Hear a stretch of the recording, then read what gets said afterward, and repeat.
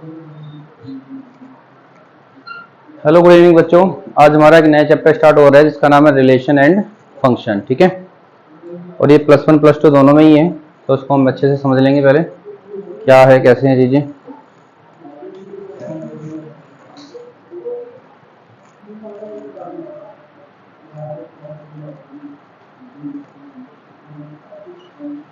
ठीक है बेटा, रिलेशन। अब रिलेशन से पहले आपको बेटा ये पता होना चाहिए कि कार्टेशियन प्रोडक्ट क्या होता है। क्या होता है बेटा कार्टेशियन प्रोडक्ट, पता है? नोट्स बनाते रहो अपने, लिखो कार्टेशियन प्रोडक्ट।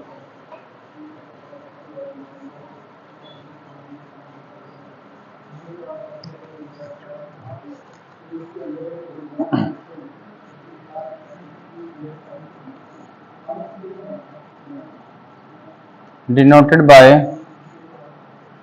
क्रॉस। इस सिंबल से इसको क्या किया जाता है बेटा, डिनोट किया जाता है। समझते हैं पहले। लेट ए, हमने मान लिया कि हमारे पास एक सेट है जिसमें लिखा हुआ है ए, बी और सी। एक हमारे पास में बी सेट है जिसमें लिखा हुआ है 1 और 2। और अगर आपको बोला जाए ए और बी का कार्टेशियन प्रोडक्ट निकालो, तो ए और बी का कार्टेशियन प्रोडक्ट क्या होगा बेटा? तो हमने क्या करना है, ए के साथ 1 लिख देना है, फिर ए के साथ 2 लिख देना है, फिर बी के साथ 1 लिख दोगे आप, फिर आप बी के साथ 2 लिखोगे, फिर आप सी के साथ 1 लिख दोगे, फिर आप सी के साथ 2 लिख दोगे। ठीक है, तो इसको क्या बोल देंगे, कार्टेशियन प्रोडक्ट। ठीक, और अगर आपको बोला जाए बी और ए का कार्टेशियन प्रोडक्ट निकालो, तो वो क्या होगा, 1a, ठीक है, फिर 1b, 1c, 2a, 2b और 2c। ठीक है, और ये बेटा एक बात आपको पता होनी चाहिए, जो a1 है ये नॉट इक्वल होता है 1a के, ये बराबर नहीं होते हैं। ठीक है, समझ में आ गए? ठीक है, तो क्या ये दोनों बराबर होंगे? फिर ए बी का कार्टेशियन प्रोडक्ट बी ए के कार्टेशियन प्रोडक्ट के बराबर होगा? ऐसा नहीं होगा, है ना, क्योंकि जब ये एलिमेंट ही बराबर नहीं तो कैसे होगा। और ये जो उसके अंदर लिखे जा रहे हैं ना एलिमेंट बेटा, इनका एक नाम दिया गया है, इनको बोलते हैं ऑर्डर्ड पेयर। ऑर्डर्ड पेयर, समझ में आ गया? ऑर्डर्ड पेयर, इस ऑर्डर्ड पेयर में जो पहला एलिमेंट होता है वो पहले सेट से होता है, दूसरा एलिमेंट दूसरे सेट से होता है। कोई प्रॉब्लम नहीं है। तो एक ऐसा ही बना के दिखाओ मेरे को।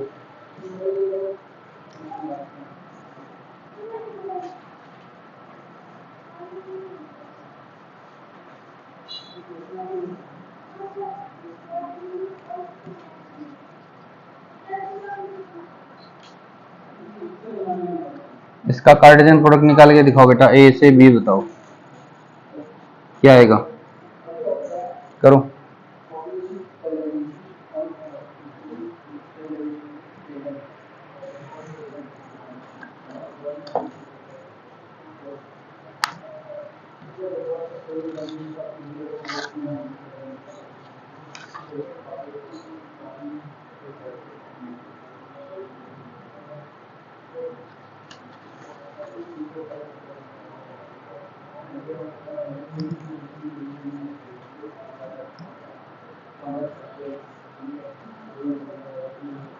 हो गया?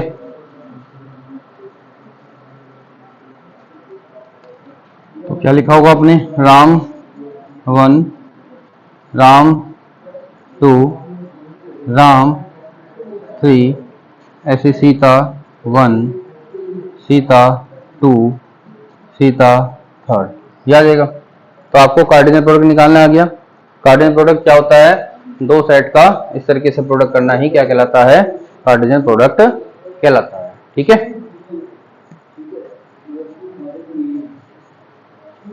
कोई प्रॉब्लम?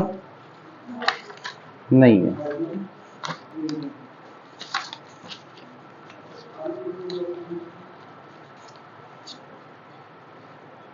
कोई समस्या नहीं है ना?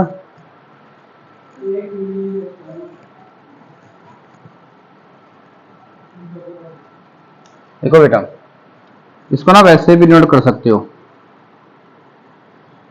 मान लो यहाँ पर ए लिखा है, यहाँ पर बी लिखा है, ये ए है, ये बी है, और ये सी है, ये 1 है, ये 2 है। तो आपने क्या करा, 1 से ए से 1 को कनेक्ट किया, ए से 2 को किया, बी से 1 किया, बी से 2 किया, सी से 1 किया, सी से 2 किया। मतलब इस तरीके से भी आप इसको डिनोट कर सकते हो। ठीक है, तो आपको समझ में आ गया।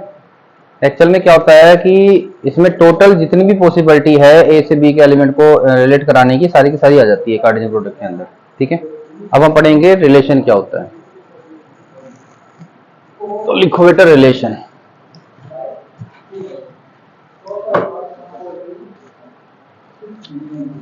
रिलेशन लिखो कि any relation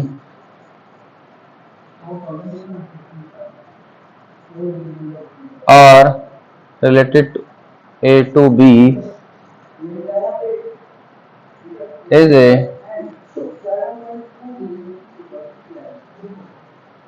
subset of A cross B। देखो बेटा, रिलेशन क्या होता है, जैसे कि बेटा एक बात समझो, आपके परिवार में बहुत सारे मेंबर होंगे, बहुत सारे सदस्य होंगे, कोई चाचा ताऊ कुछ ना कुछ होंगे, है ना। फिर मैंने किसी कुछ लोगों को बताया कि इनमें आपस में रिलेशन बताइए क्या है। तो ऐसा तो नहीं हर कोई किसी का सब कुछ लगी रहा, जैसे मैं ही हूँ, मैं किसी का भाई हूँ, किसी का पिताजी हूँ, किसी का कुछ हूँ। ठीक है, तो मतलब मैं भी उस फैमिली का मेंबर हूँ, लेकिन मेरे से उससे का क्या रिलेट, मैं कैसे रिलेट कर रहा हूँ उससे। मतलब मैं एक्चुअल में रिलेशन में क्या होता है कि पूरी की पूरी फैमिली में से कुछ चुनिंदा लोगों को निकाल लो। ठीक है, तो इसका मतलब क्या है बेटा कि ए क्रॉस बी तो डिनोट करता है ए और बी के टोटल रिलेशन को, सारा का सारा सब कुछ आ जाएगा इसके अंदर। ठीक है, पहले ये बताओ आपको सबसेट का मतलब पता है? सबसेट क्या होता है?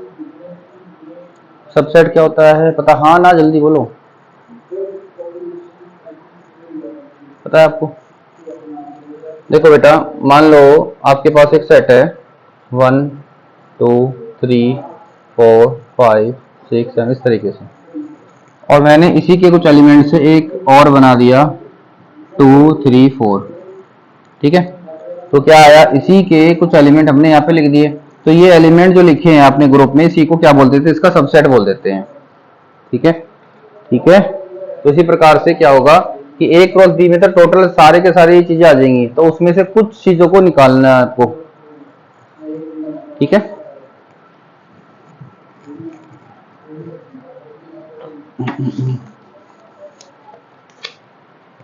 लिखो बेटा,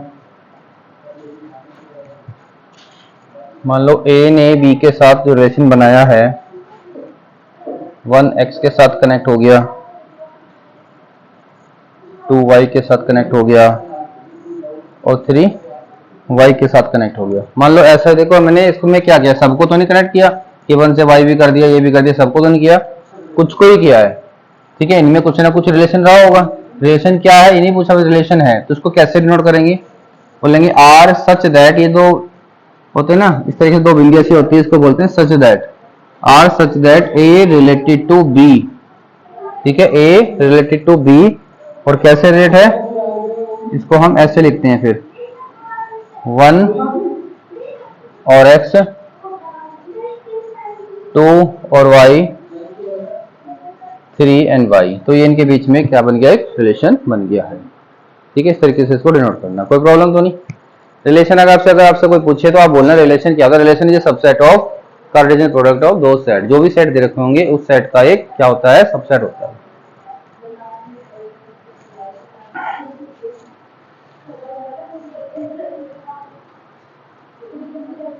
done.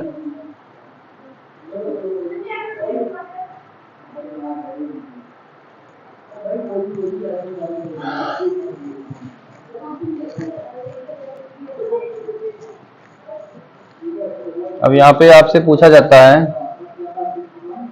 Domain, range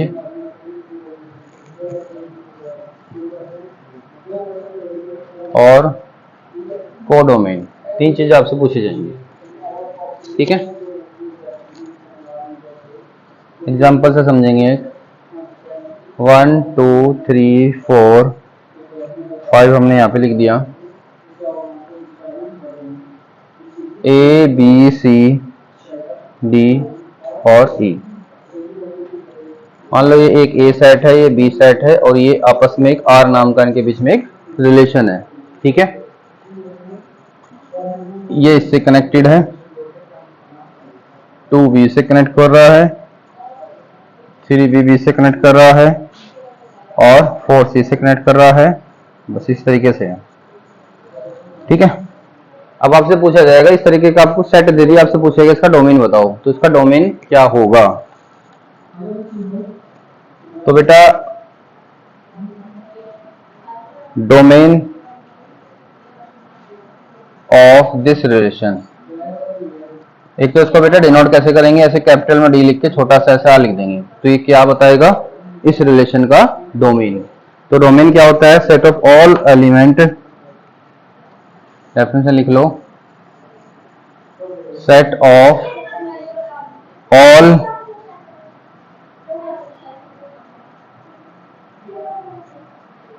pre images. देखो बेटा, ये जो एलिमेंट जिसके यहाँ पे हमने कनेक्ट किए हैं, ये वाले एलिमेंट, ये वाले, इनको बोलते हैं प्री इमेज। बात आपको समझ में आ गई, इनको बोलते हैं प्री इमेज, और जिससे कनेक्ट हुए हैं उनको बोलते हैं इमेज। तो डोमेन क्या होता है, डोमेन होता है जो ये प्री इमेज वाले जितने भी एलिमेंट हैं, ये सारे के सारे, इन सबका जो सेट बनेगा वो उसका क्या कहलाएगा, डोमेन कहलाएगा। कोई प्रॉब्लम? ठीक है,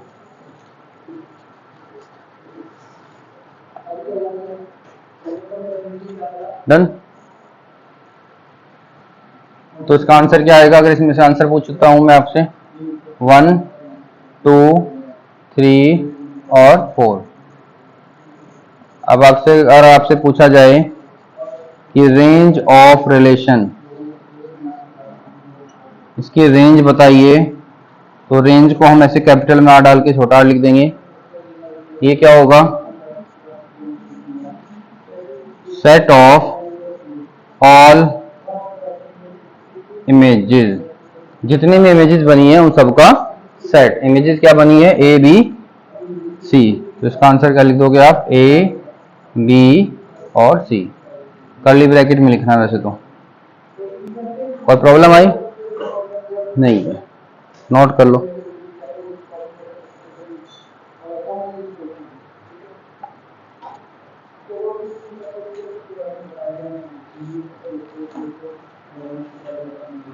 इसे भी कंप्लीट कर लो जाए। कोडोमेन क्या होगा बेटा, कोडोमेन, बेटा देखो ये पूरा का पूरा सेट ही कोडोमेन कहलाता है। Complete set B is called a codomain. ठीक है, लिख लो, कंप्लीट सेट बी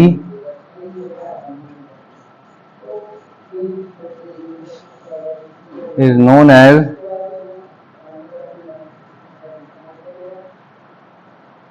कोडोमेन। ठीक है, समझ में आ गया। कोडोमेन को हम लिख देते हैं ऐसे को, और इस तरीके से लिख देते हैं, तो ये क्या हो जाएगा, सेट बी। कोई भी बात समझ में नहीं आई हो तो बता दो भाई। डोमेन आपको समझ में आ गया, रेंज आपको समझ में आ गई ना, एंड कोडोमेन आपको समझ में आ गया।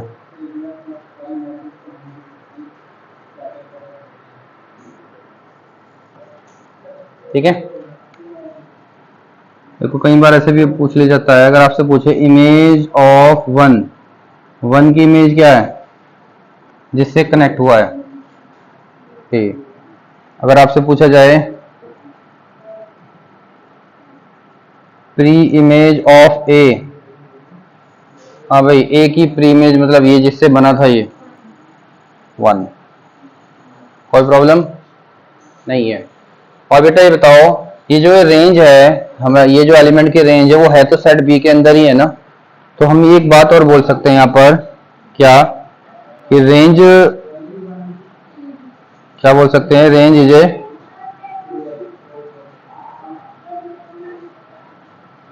Subset of codomain. कोडोमेन का क्या होता है, ये एक सबसेट होता है। लिख लो उसको भी।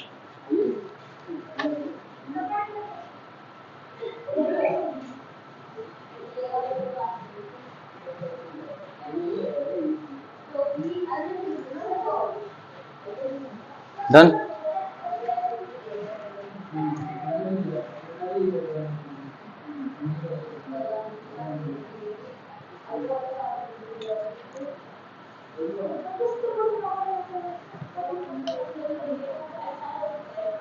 एक क्वेश्चन लिखो, if R such that A related to B where A equal to 1 2 3 4 alpha और B equal to alpha and beta, where R equal to 1 alpha 1 beta alpha alpha, find domain, range और codomain. बताइए बेटा इसका answer.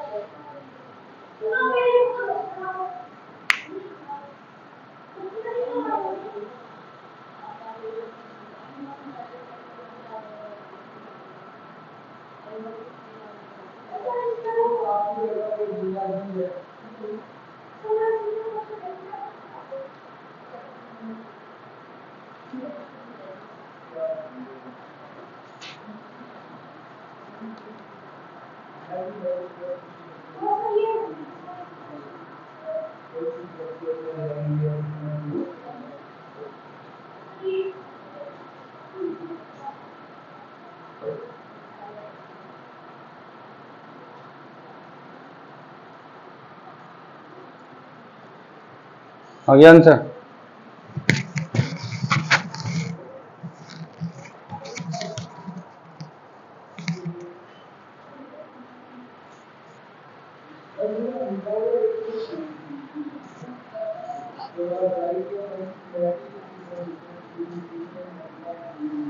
आ गया।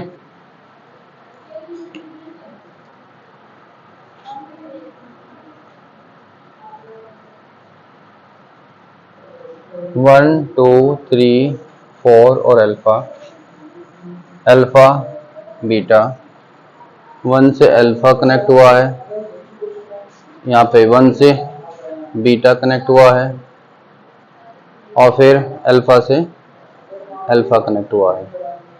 ठीक है, ऐसे बना लिया। सबसे पहले पूछा गया डोमेन, तो उसका डोमेन क्या होगा, जिसकी यहाँ पे जो यहाँ पे कनेक्ट हुए हैं, कनेक्ट कौन हुआ, 1 और अल्फा, तो यहाँ पे आ गया 1 और अल्फा, क्या बन गया इसका डोमेन। फिर पूछा गया है इसकी रेंज क्या है, किस किस से कनेक्ट हुआ है, ये अल्फा और बीटा दोनों से कनेक्ट है ना। फिर आपसे क्या पूछा गया है, कोडोमेन, तो कोडोमेन क्या है, ये पूरा का पूरा सेट है, पूरे सेट में क्या है, अल्फा और बीटा ही है। बस ये आंसर आ गया। डन। कोई बात समझ में ना आई है तो बताओ।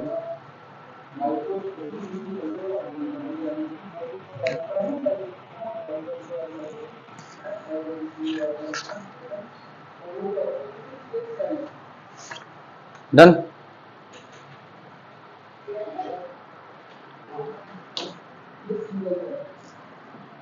बगली हेडिंग डालो, inverse of a relation.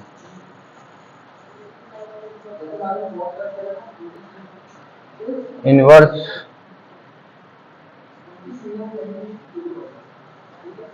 Of relation,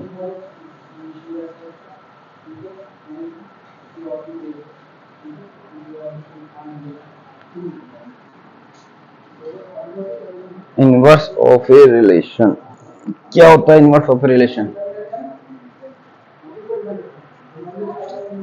बताओ। हाँ भाई देखो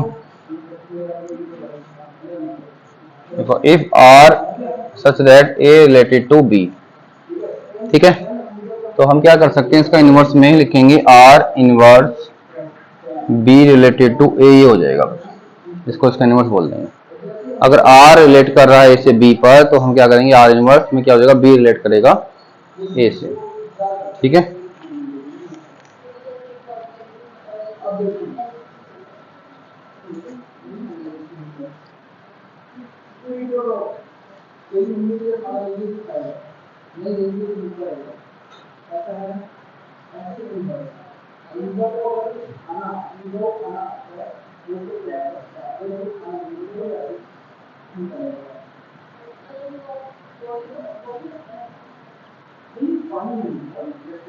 देखो बेटा, यहाँ पे आर एक रिलेशन है जो ए से बी पर कनेक्ट हो रहा है।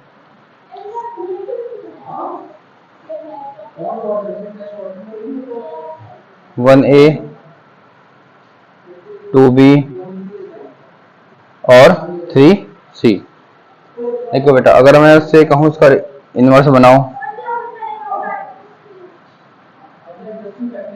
तो यहाँ पर बी आ जाएगा और यहाँ पर ए, तो ए बी सी 1 2 3, तो इससे कनेक्ट हो जाएंगे, ठीक है। तो इसके इनवर्स को कैसे लिखोगे आप, ए से 1, बी से 2 और सी से 3।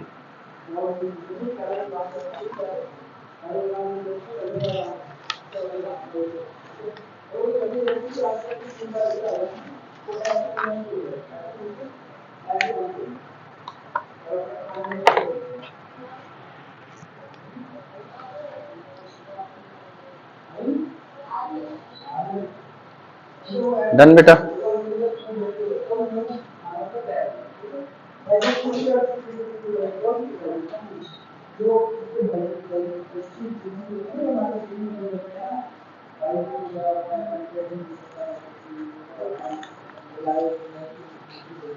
बेटा देखो, रिलेशन को हम रिप्रेजेंट किस किस तरीके से कर सकते हैं।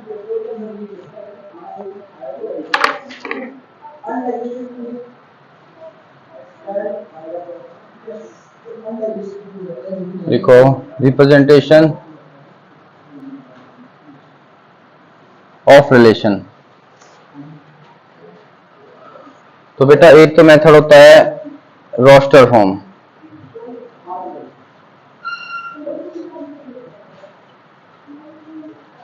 ठीक है। दूसरा होता है set builder form,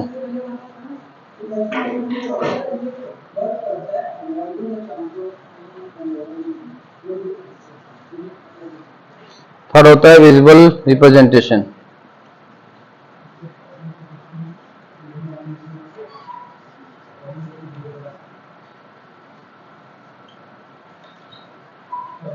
visual representation, roster form को हम टेबुलर फॉर्म भी बोलते हैं।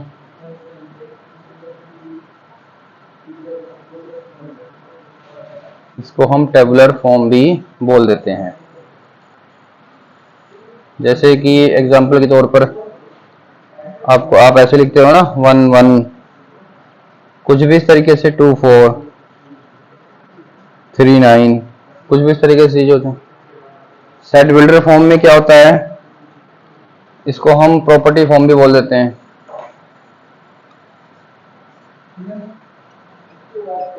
प्रॉपर्टी फॉर्म,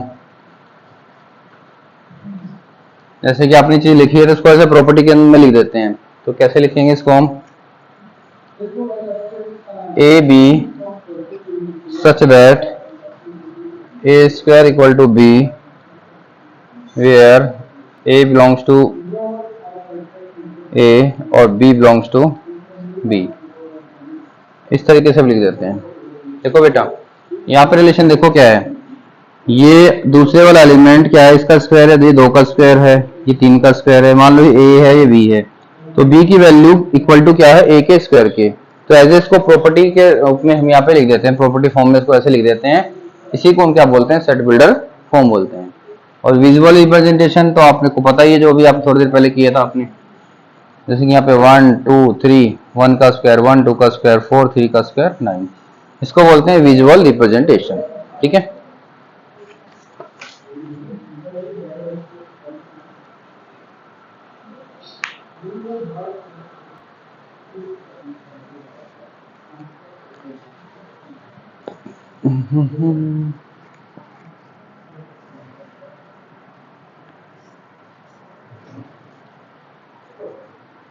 कुछ सिंबल लिखो बेटा, इंपॉर्टेंट सिंबल।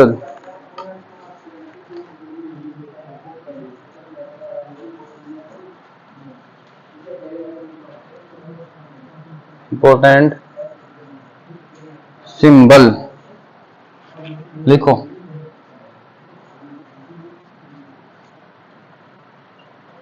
ये सिंबल पढ़ा है आपने, इसको बोलते हैं एंड। ये वाला सिंबल, इसको ऐसे भी लिख कर सकते हैं और इसको, ठीक है, और इसको ऐसे सीधे ऐसे भी लिख सकते हैं। इसको क्या बोलते हैं, इसको बोलते हैं सच दैट, याद रखना। और अगर इस तरीके का सिंबल आपको मिल जाए, इसको बोलते हैं, पता है नहीं, देयर एग्जिस्ट। और अगर ऐसे मिल जाए आपको इस तरीके से, इसको बोलते हैं फॉर ऑल। ठीक है। और फॉर एवरी भी इसको हम बोल सकते हैं। ठीक है। इस तरीके के सिंबल को क्या बोलते हैं, सबसेट ऑफ। और अगर इस तरीके से सिंबल हो, इसको क्या बोलते हैं, belongs to.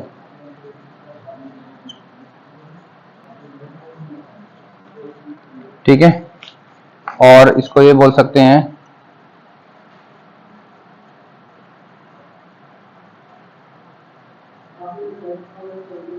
Is the element of. ठीक है, इज द एलिमेंट ऑफ या बिलोंग्स टू, दोनों ही बोल सकते हैं इसको। और बेटा अगर ऐसे लिखकर इसको ऐसे काट दिया जाए तो क्या हो जाएगा, does not belongs to, does not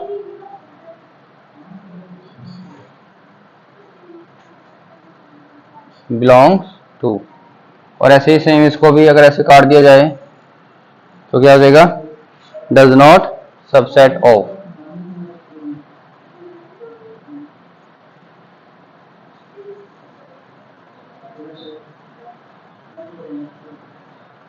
ठीक है। और ये इस तरीके का सिंबल क्या कहलाता है, यूनियन। और इस तरीके का सिंबल कहलाता है इंटरसेक्शन।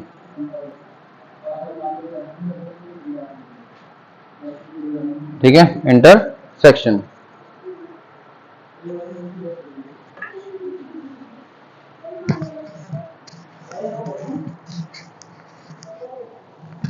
कोई प्रॉब्लम यहां तक?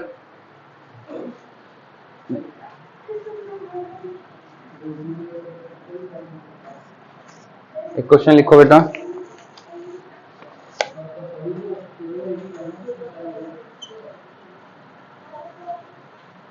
कंसीडर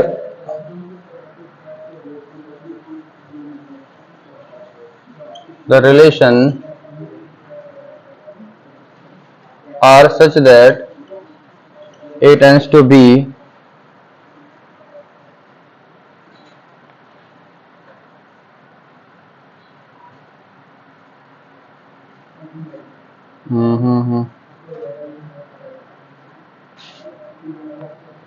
ठीक है, ए टेंड्स टू बी, एक रिलेशन दे दिया आपको ए से बी पर,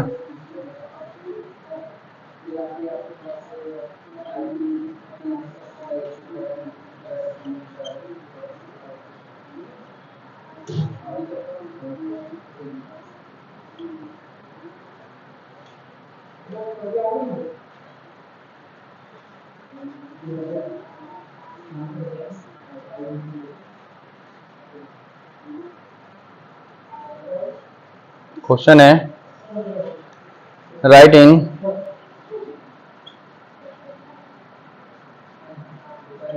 रोस्टर फॉर्म, हमने इसकी रोस्टर फॉर्म बतानी है एंड सेट बिल्डर फॉर्म, और इसकी सेट बिल्डर फॉर्म बतानी है। बताओ बेटा चलो।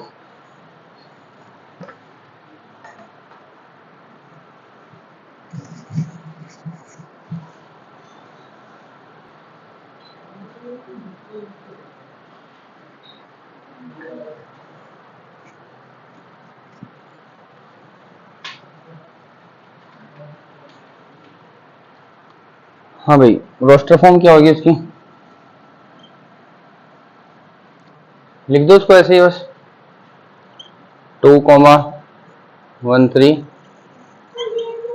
3,14, 4,1/5 और 5,1/6। तो ये इसकी रोस्टर फॉर्म कहलाई। सेट बिल्डर फॉर्म में हमें इसको प्रॉपर्टी में बनाना पड़ेगा। अब आप खुद सोचो कि यहाँ पे कुछ ना कुछ एक ऐसा रिलेशन होगा जो सभी में अप्लाई किया जा सकता है। आप देख पा रहे होंगे कि ये वैल्यू से ज्यादा है? दूसरे वाले एलिमेंट की वैल्यू क्या है, ज्यादा है या नहीं है हर एक एलिमेंट में। तो आप इसको क्या कर सकते हो, एज ए प्रॉपर्टी में इसको आप बता सकते हो। ठीक है, तो कैसे बताओगे इसको आप? इसको लिखने का तरीका होता है कि a B such that b equal to 1/a+1, ऐसा ही तो है। और where a belongs to set a और b belongs to set b। ठीक है, समझ में आ गया? मान लो आप इसका एक एलिमेंट रखते हो 2, तो इसका एलिमेंट आ जाएगा 3, रखो तो इसका एलिमेंट आ जाएगा। जितने इसका एलिमेंट रखोगे उसके उतने एलिमेंट यहाँ पे आपको मिल जाएंगे। तो इसको एज ए प्रॉपर्टी फॉर्म में हमने लिख दिया है। कोई प्रॉब्लम किसी को? नहीं।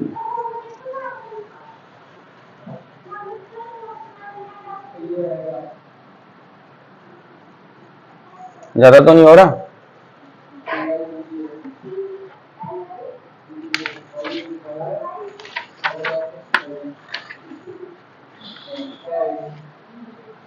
हाँ भाई, आगे लिखो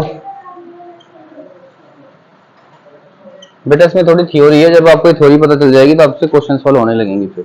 ठीक है,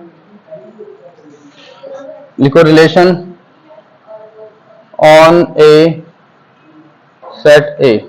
इसका मीनिंग क्या होता है? ठीक है, तो इसका मीनिंग होता है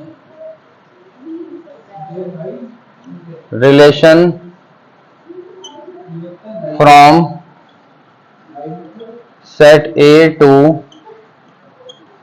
सेट ए। मतलब जब सेट ए का रिलेशन सेट ए से ही हो तो उसको क्या बोलते हैं? रिलेशन सेट ऑन ए। कोई प्रॉब्लम? हाँ भाई, जब हम रिलेशन को लिखते हैं ए टेंस टू ए, मतलब ए अपने ही एलिमेंटों से क्या कर रहा है? रिलेट करा रहा है। ठीक है, एग्जाम्पल पर हमने मान लिया कि यहाँ पे लिखा 1 2 3 और यहाँ पे भी लिखा है 1 2 3। ठीक है, इनके बीच में एक रिलेशन जा रहा है आर नाम का। मान लो कि ये इससे कनेक्ट हो रहा है, ये इससे कनेक्ट हो रहा है, ये इससे कनेक्ट हो रहा है। ठीक है, मतलब हम इसको कैसे लिख सकते हैं? 1 1 2 2 और 3 2। कोई प्रॉब्लम? मतलब वही चीजें रिलेट कर रहा है। किससे कर रहा है वो? अपने ही, मतलब खुद अपने ही सेट से रिलेट करा रहा है वो। सेट ए का सेट ए से ही क्या रिलेशन बनता है, तो ऐसी बात को, ऐसी चीज को हम क्या बोलते हैं? Relation on a set A. Done? ठीक है,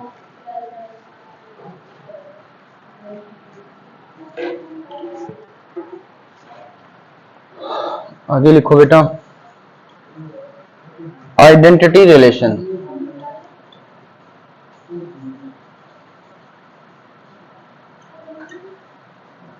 आइडेंटिटी रिलेशन क्या होता है? लिखो a relation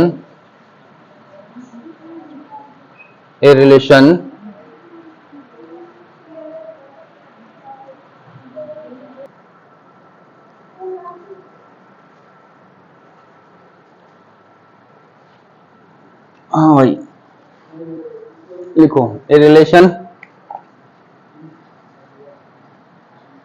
R such that A related to A is said to be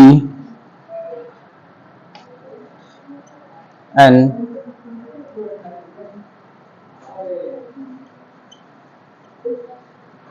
identity relation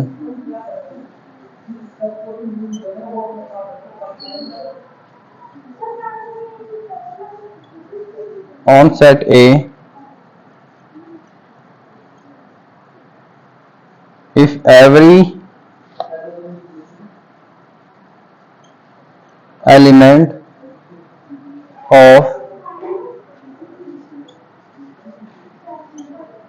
set A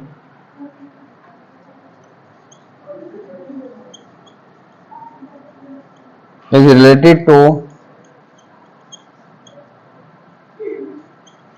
itself only is related to itself and only itself.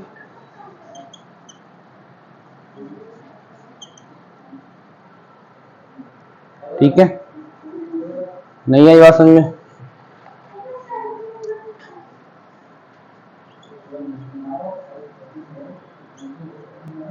यहाँ पे एक set है, यहाँ पे भी एक सेट है, इन दोनों के बीच में एक रिलेशन है आर नाम का। ठीक है, यहाँ पे क्या कर रहा है कि 1 केवल 1 से रिलेट करेगा, 2 केवल 2 से रिलेट करेगा, 3 केवल 3 से रिलेट करेगा और किसी से रिलेट नहीं करेगा। अगर ऐसा होगा तो ऐसे रिलेशन को क्या बोलेंगे? आइडेंटिटी रिलेशन बोल देंगे। बात समझ आ गई? सेट इससे पहला जो रिलेशन था उसमें डिफरेंस समझ में आ गया। उसमें क्या था, 1 2 से भी रिलेट कर सकता था। ठीक है, यहाँ पे 1 केवल 1 से, 2 केवल 2 से, 3 केवल 3 से। तो ऐसे रिलेशन को क्या बोलते हैं? आइडेंटिटी रिलेशन बोलते हैं। ठीक है,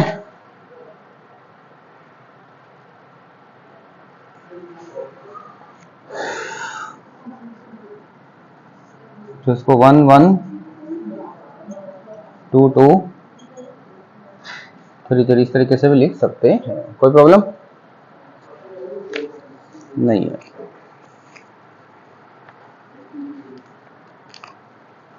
आगे लिखो बेटा, टाइप ऑफ रिलेशन।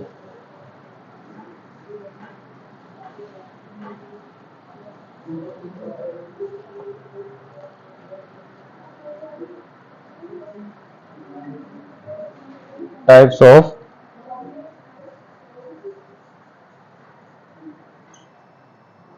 रिलेशन।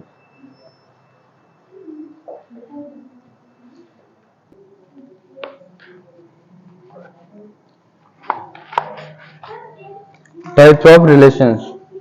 ठीक है,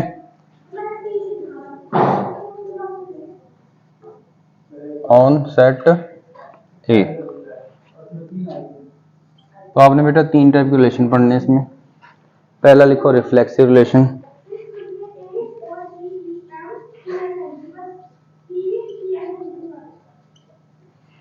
दूसरा लिखो सिमेट्रिक रिलेशन,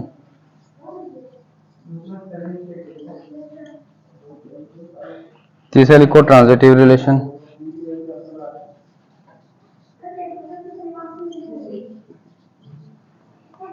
ठीक है। ये सारे के सारे क्या होंगे?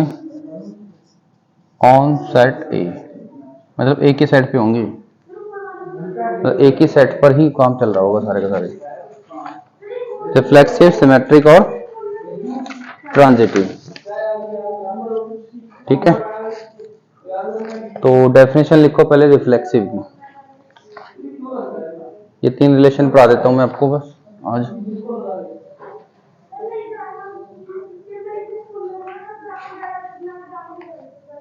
लिखो डेफिनेशन इसकी, a relation on a set A is said to be reflexive relation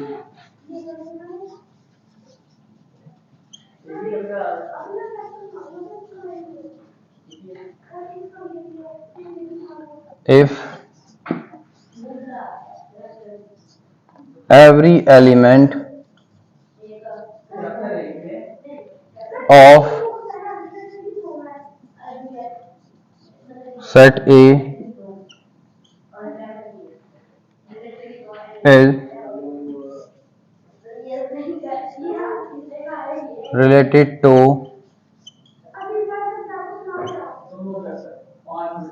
itself। कुछ डेफिनेशन आपको वही नजर आ रही होगी, आइडेंटिटी वाली, है ना, आइडेंटिटी वाली ही नजर आ रही होगी ना आपको। लेकिन इसमें क्या बोला गया है कि हर एक एलिमेंट अपने आप से क्या है, जुड़ा हुआ है, लेकिन इसने ओनली इटसेल्फ नहीं बोल रखा इसमें, उसमें इसमें डिफरेंस है बेटा।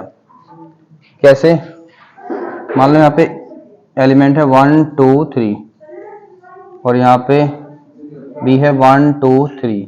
मान लो 1 1 से जुड़ा, 2 2 से जुड़ा, 3 3 से जुड़ा, तो ये भी है कि रिफ्लेक्सिव ही है ये भी, लेकिन ये साथ के साथ आइडेंटिटी रिलेशन भी है। क्यों है, क्योंकि 1 1 से जुड़ा, 2 2 से जुड़ा, 3 3 से जुड़ा और किसी से नहीं जुड़ा। लेकिन अगर मैं 1 को 2 से भी कनेक्ट करा दूं तो बेटा अब ये आइडेंटिटी नहीं रहा आपका रिलेशन, ठीक है। रिफ्लेक्सिव तो है, ये रिफ्लेक्सिव का मतलब होता है कि हर एक एलिमेंट अपने आप से क्या हो, कनेक्ट होना चाहिए, चाहे वो दूसरे से भी हो जाए कोई प्रॉब्लम नहीं है, लेकिन अपने आप से जरूर हो कनेक्ट, ठीक है। तो ऐसे रिलेशन को क्या बोल देंगे, रिफ्लेक्सिव रिलेशन बोल देंगे। तो बेटा आइडेंटिटी रिलेशन और रिफ्लेक्सिव रिलेशन में आपको डिफरेंस नजर आ गया है ना। आइडेंटिटी में केवल वो 1 1 से, 2 2 से, 3 3 से होता है, लेकिन यहाँ पर वो दूसरे से भी हो सकता है, लेकिन इनसे तो होना ही होना है, मतलब आइडेंटिटी तो रखनी है, साथ में और भी रख सकता है वो। डन, ठीक है बेटा। अब इसको कैसे लिख देते हैं, कुछ भी ऐसे टेक्निकल लैंग्वेज में लिख देते हैं। मान लो कोई एक एलिमेंट था ए और ए दोनों में, तो ए और ए बिलोंग्स टू किस में करेगा, मतलब दोनों एलिमेंट किस में बिलोंग करेंगे, ठीक है। आपने लिखा इफ ए बिलोंग्स टू, इस एक एलिमेंट किसका है, ए सेट का है, देन ए और ए बिलोंग किस में करेंगे, उसके रिलेशन में, तो वो क्या कहलाएगा, रिफ्लेक्सिव कहलाएगा। डन। तो हम ऐसे एक बात लिख सकते हैं क्या, कि जितने भी आइडेंटिटी रिलेशन होते हैं वो सारे के सारे रिफ्लेक्सिव तो होते ही होते हैं फिर, है ना। Every identity relation is a reflexive relation, इस बात को लिख लो। Every identity relation is a reflexive relation, लिख लो बेटा इस बात को जो बोल रहा हूं मैं।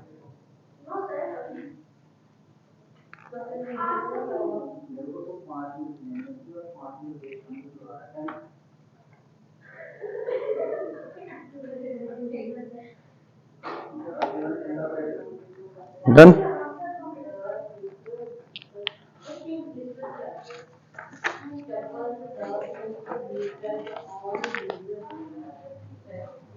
दूसरा लिखो symmetric relation.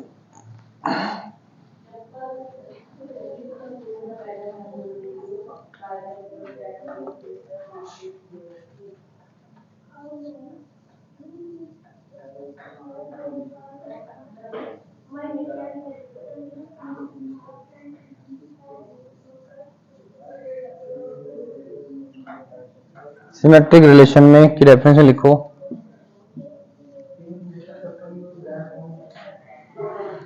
a relation or on set A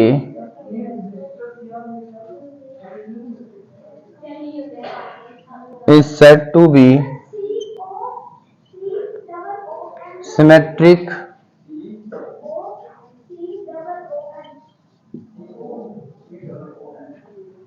if AB belongs to R, then BA also belongs to R। ये इसकी डेफिनेशन है बेटा। मतलब क्या है, देखो मान लो कि 1 और 2 बिलोंग करते हैं किसमें, R में, तब टू वन भी बिलोंग करने चाहिए आर में। अगर ऐसा हो रहा है तो ऐसा रिलेशन क्या कहलाता है? सिमेट्रिक रिलेशन कहलाता है। ठीक है, ठीक है।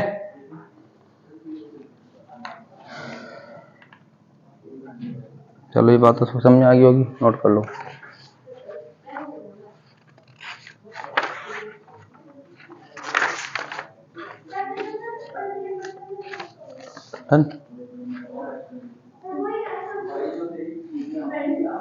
आगे लिखो transitive relation.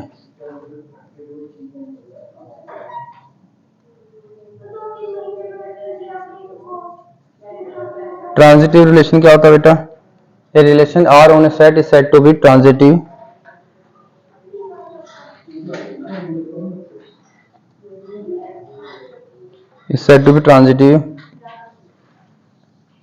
if AB belongs to R and BC belongs to R। मान लो AB belongs to R है, BC belongs to R है, then AC also belongs to R। अगर ऐसा हो रहा है तो वो क्या कहलाता है? ट्रांजिटिव रिलेशन कहलाता है। मान लो जैसे कि 1 और 3 बिलोंग्स टू कर रहे हैं R में, ठीक है, और जिसपे एंड हुआ है वहीं से स्टार्ट कर दो। मान लो 3 5 बिलोंग कर रहे हैं R में, और 1 और 5 अगर बिलोंग करेंगे R में तो वो क्या कहलाएगा? ट्रांजिटिव रिलेशन कहलाएगा। ठीक है,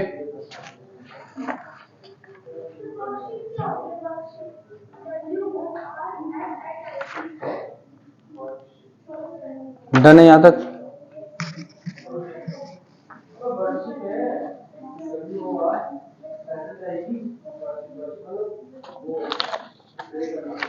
हाँ भाई, नेक्स्ट लिखो इक्विवेलेंस रिलेशन। इक्विवेलेंस रिलेशन, देखो बेटा मैंने आपको 3 रिलेशन बताए, रिफ्लेक्सिव रिलेशन, सिमेट्रिक रिलेशन और ट्रांजिटिव रिलेशन। ठीक है, अगर ये तीनों के तीनों रिलेशन किसी सेट पर लग रहे हैं, अगर तीनों के तीनों रिलेशन किसी सेट पर लग रहे हैं तो वो सेट क्या कहलाएगा? इक्विवेलेंस रिलेशन वाला कहलाएगा। ठीक है, तो आज इतना ही पढ़ते हैं, काफी हो गया आज का काम हमारा, इसको रिवाइज भी करना है। ठीक है, कल इसके आगे पढ़ेंगे।